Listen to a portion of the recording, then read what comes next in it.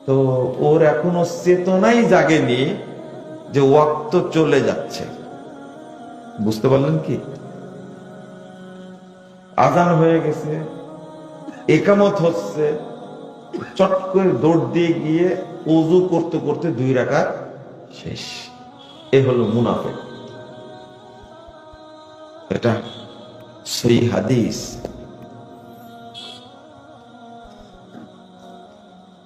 রাসূল সাল্লাল্লাহু আলাইহি ওয়াসাল্লাম বলেছেন, লা ইয়াযালু কওমুন ইয়াতাআখারুনা আনিস সাফফিল আউয়াল।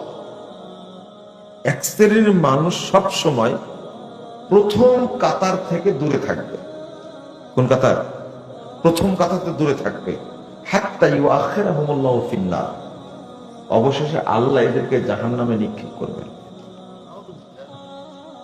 আপনি একটু চোখ বুজে চিন্তা করেন, আপনার মসজিদে কে কে আছে? ম্যাক্সিমাম টাইমে ও শেষ কাতারে 2 রাকাত ফেল করছে, 3 রাকাত ফেল করেছে, এরকম আছে না? আচ্ছা, তাহলে কয়টা বললাম? 3টা। 4 নম্বর মুরাতুন নাস, মানুষকে দেখানোর জন্য পড়ে।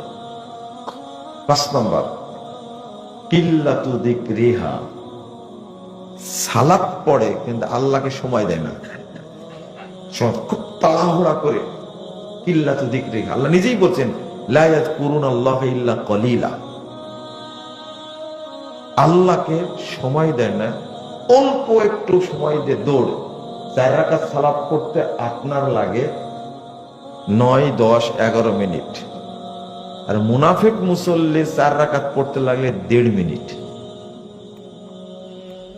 বুঝেন না মনে হয় না?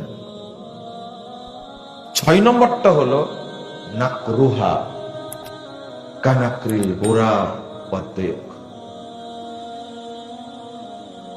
কাক মুরগের মতো রূপু সেজে ঠোকায়, খালি নিচু করে উঁচু করে ঠোকায়। এই যে 6 প্রকার যে বললাম আমাদের মধ্যে নাই?